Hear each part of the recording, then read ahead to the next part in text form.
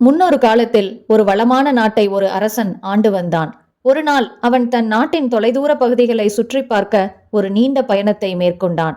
அவன் அரண்மனைக்கு திரும்பிய போது அவனது கால்கள் மிகவும் வலிப்பதாக உணர்ந்தான். ஏனெனில் அவன் அவ்வளவு தூரம் நடப்பது அதுவே முதல் முறை. மேலும் அவன் நடந்து சென்ற பாதைகள் அனைத்தும் கரடுமுரடான கற்களால் நிறைந்திருந்தன. உடனே அரசன் ஒரு வித்தியாசமான உத்தரவை போட்டான்.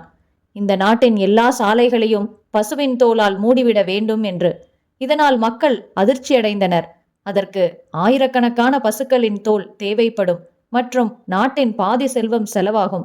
அப்போது அரசனிடம் இருந்த ஒரு புத்திசாலி வேலைக்காரன் துணிச்சலுடன் அவனிடம் வந்து, மன்னா, ஏன் இவ்வளவு பணத்தை வீணாக்க வேண்டும்? முழு நாட்டிற்கும் தோல் போடுவதற்கு பதில் உங்கள் பாதங்களை மட்டும் மறைக்கும் வகையில் ஒரு சிறிய தோல் துண்டை ஏன் வெட்டி பயன்படுத்தக் கூடாது என்று கேட்டான். அரசன் முதலில் ஆச்சரியப்பட்டான். பிறகு அந்த யோசனை மிகச்சிறந்தது என்று உணர்ந்தான். உலகத்தை மாற்ற நினைப்பதை விட உன்னை மாற்றிக்கொள்வதே புத்திசாலித்தனம்.